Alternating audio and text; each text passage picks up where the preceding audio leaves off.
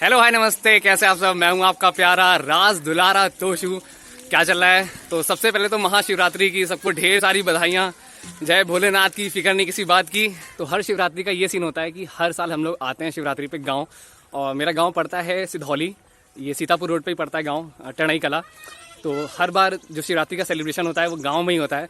तो इसी तरह इस बार भी सब लोग, पूरा पापा लोग, चाचा लोग, सब लोग, हम लोग फंस गया है। तो हम लोग जा रहे हैं खेत देखने, ऐसे निकले हैं। पूजा वूजा हो चुकी है, एक्चुअली शाम के अभी 4 हो रहे हैं। तो पूजा वूजा हो चुकी है और अब ऐसे निकले थे, चलो खेत देखा जाए। क्योंकि गांव आने का जो फील होता है ना गुरु, इसको कंपेयर ही नहीं कर सकते आप। और खेतों के बीच मज़े करते हुए, बचपन में कोई भी ऐसी छुट्टियां नहीं होती थी, समर वेकेशन स्पेशली, मतलब 2-2 महीने के समर वेकेशन होते थे। और पूरे के पूरे इतनी गर्मी में गाँव में मतलब काट देते थे। मैं, पापा, मम्मी और मतलब पापा का ऑफिस रहता था, खैर वो तो नहीं रहते थे, लेकिन हम लोग 2-2 महीने यार रहते थे गांव में। इतनी गर्मी, लेकिन कोई फ़र्क नहीं पड़ता था। और यहाँ गांव में कोई ऐसा ट्यूबवेल नहीं रहता था, एक भी सिंगल ट्यूबवेल ऐसा नहीं होता था जहाँ पे पानी चल रहा और मैं नहाने ना जाता हूँ। अपनी टॉवेल पकड़ते थे और भाग के जाते थे कि नहाएंगे। तो भाई इतनी यादें हैं ना इस जगह से। गाँव होता है यार, कोई कंपैरिजन नहीं है भाई। और मेरे पीछे से पापा, ताऊ जी और जीजा जी हैं, तो वो लोग यही डिस्कस कर रहे हैं। मतलब पापा लोग बता रहे हैं कि हम इतनी दूर आ जाते थे पैदल, 2-2 किलोमीटर पैदल जाते थे, 4-4 किलोमीटर पैदल जाते थे, रात भर खेतों में रुकते थे ताकि जब सिंचाई विचाई हो रही होती थी तो उसका मतलब टेक केयर करना। और ये भी पंडित जी ने, क्योंकि मैंने बताया ना आपको शिवरात्रि की पूजा हुई है, तो उसी का ये शायद चंदन है, चंदन ही कहते हैं ना इसको। तो ये पंडित जी ने लगाया था, लेकिन पसीने की वजह से पूरा बह गया है, इतना ही बचा है मेरे फोरहेड पे। बाकी यार मज़ा बहुत ही ज़्यादा आ रहा है। और मेरे ख्याल से सामने क्रिकेट शुरू होने जा रहा है, तो अगर क्रिकेट हो गया तो वहाँ भी कुछ खेला जाएगा।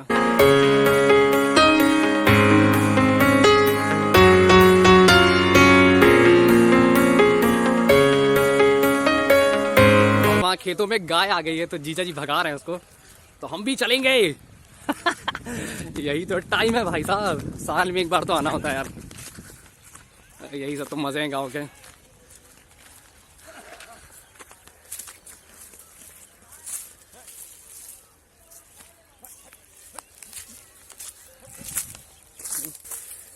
तो आप जो ये सरसों का खेत देख रहे हो ये अपना ही है। और ये जैसे कि सरसों पक चुकी है तो ये कटाई हो चुकी है यहाँ पे। और अभी इसका मैं दिखाऊं आपको अगर, तो यहाँ कटाई होने के बाद कुछ ऐसा इसमें ऊपर ये स्टेम कहेंगे या फिर शायद यार मुझे पता नहीं क्या कहेंगे इसको, लेकिन ऐसी डंडियाँ ऊपर पर उठ आती हैं। तो इस खेत में से चलने के लिए अगर आप पैर ऊपर से रखोगे तो बहुत ज़्यादा अमाउंट में है, क्योंकि पूरे खेत में है, तो ये आपके पैरों में लग सकती है। तो पापा ने मुझे भी समझाया कि इसमें जब चला जाता है तो पैर को उठा के नहीं चलते हैं, ऐसे मतलब नीचे करके ही पैर ऐसे बढ़ाते रहिए, तो आपको दिक्कत नहीं होगी। अगर आप पैर बार उठा के रखोगे तो कंफर्म है आपको ये लग सकता है, क्योंकि बहुत ज़्यादा स्ट्रॉन्ग है, बहुत मजबूत है। तो ये छोटा सा ज्ञान। और अब यहाँ से निकलते हैं, सब लोग जा चुके हैं।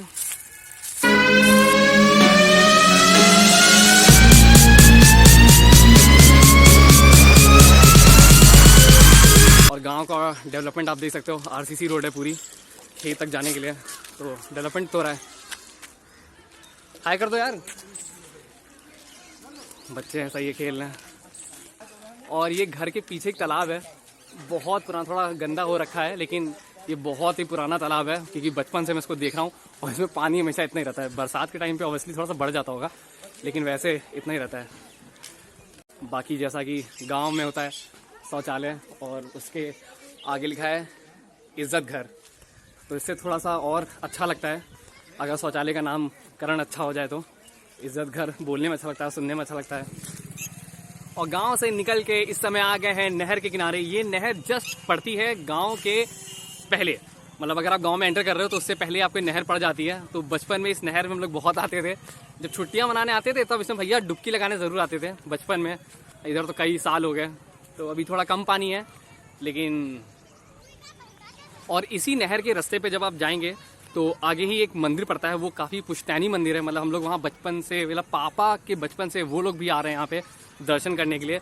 तो अगर गांव आना होता है तो इस मंदिर हम लोग ज़रूर आते हैं दर्शन करने, क्योंकि कुछ मान्यताएं हैं यार, आप समझ रहे हो ना, मतलब फैमिली में क्या होता है। तो मतलब इन शॉर्ट हमारे पूरी फैमिली में, पूरे ख़ानदान में, गाँव में इस मंदिर की मान्यता बहुत ज़्यादा है। तो यहाँ आना मैंडेटरी है, तो इसलिए जा रहे हैं दर्शन करने। और अब हम लोग आ गए हैं प्रॉपर नहर से किनारे, प्रॉपर रास्ता पे। और ये देखिए पूरी जो यहाँ पे रोड जा रही है वो इंटरलॉक वाली है, तो भाई साहब डेवलपमेंट तो हो रहा है, देखो गांव का ऐसा नहीं है।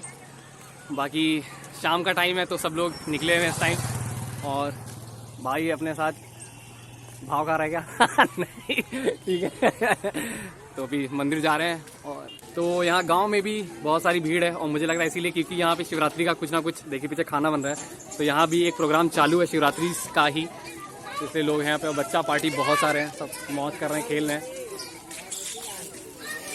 हाँ जी, तो फाइनली अंदर गए, दर्शन हो गए और अब वापस घर निकल रहे हैं क्योंकि अब चलते हैं यार, खाना बना के खाने वाने का भी टाइम हो रहा है क्योंकि खाना रेडी हो ही चुका होगा, तो बस घर भागते हैं सीधे। और मैं आपको सही बताऊं, मेरे कुछ दोस्त ऐसे भी हैं, मतलब आप लोग देख रहे हो तो आप लोग में से भी कुछ लोग होंगे ऐसे जिनका वो मुझसे कहते हैं कि मेरा कोई गांव नहीं है, मतलब वो आज तक गांव नहीं गए। तो भाई साहब ये कैसे हो सकता है कि यार, ये मुझे बहुत इम्पॉसिबल चीज़ लगती है कि किसी का गाँव ना हो, क्योंकि यही तो असली इंडिया है यार। अगर आप गाँव नहीं देख रहे हो तो कैसे काम चल रहा है।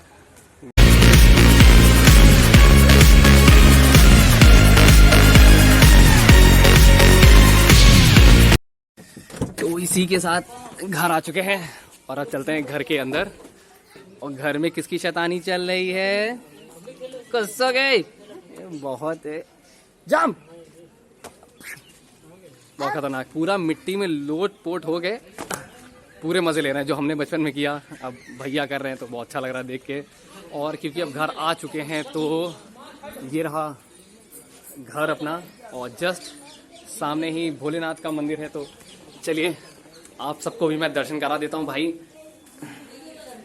ये देखिए भोलेनाथ यहाँ पे स्थापित है, ये छोटा सा मंदिर है घर का ही, यहाँ पे सब लोग फैमिली में पूजा करते हैं। और आज शिवरात्रि है तो जय भोलेनाथ की, फिक्र नहीं किसी बात की। भोलेनाथ सबकी मदद करिए, जिसको भी मदद चाहिए, जैसी भी दिक्कतें हैं सबकी दिक्कतें दूर करिए बस। और यहाँ पे 2 जानवर हैं, 2 नहीं एक्चुअली 3 गायें हैं अपने पास। तो एक ये है छोटा सा, थोड़ा डर रहा है, और एक ये है, ये सीधी है यार, अभी तक तो सीधी है, नहीं बेचारी डर रही है वो क्योंकि ऐसा नॉर्मली मुझे नहीं देखती है। और एक उधर उस साइड बंधी हुई है। तो 3 गाय हैं अपने पास घर में।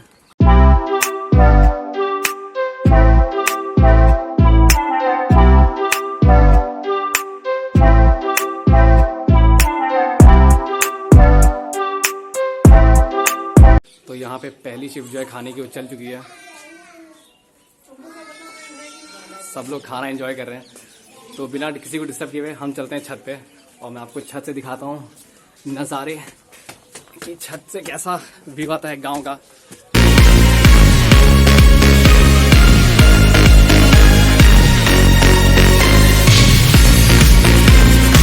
खैर गांव भी वो गांव नहीं रहा जहाँ पे कच्चे घर होते थे, यहाँ पे सबके घर ऑलमोस्ट पक्के बन चुके हैं, मतलब ईंटों के।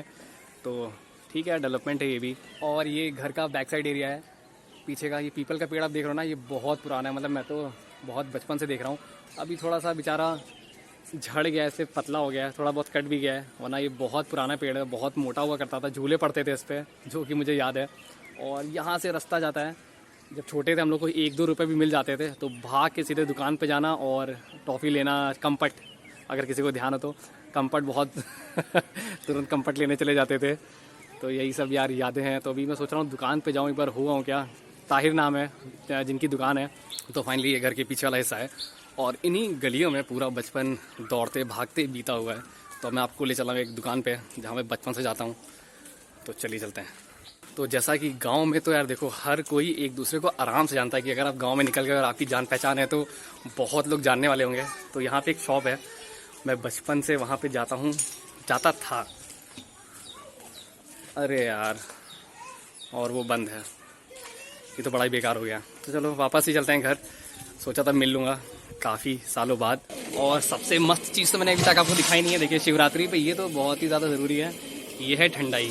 तो भाई इसमें देखो कुछ मिला नहीं है, एकदम प्योर ठंडाई है। तो इसको टेस्ट करते हैं क्योंकि भोलेनाथ का प्रसाद है। तो इसी के साथ ठंडाई मिल चुकी है और टेस्ट करते हैं। वाह मस्त। तो यहाँ पे मैं आपको बता दूँ खाने में क्या क्या है। खाने में है पूड़ी, कद्दू की सब्जी, यह है आलू मटर, सैलेड, बूंदी। तो खाना बहुत ही ज़्यादा टेस्टी बना है, पीछे भैया लोग की मेहनत है पूरी।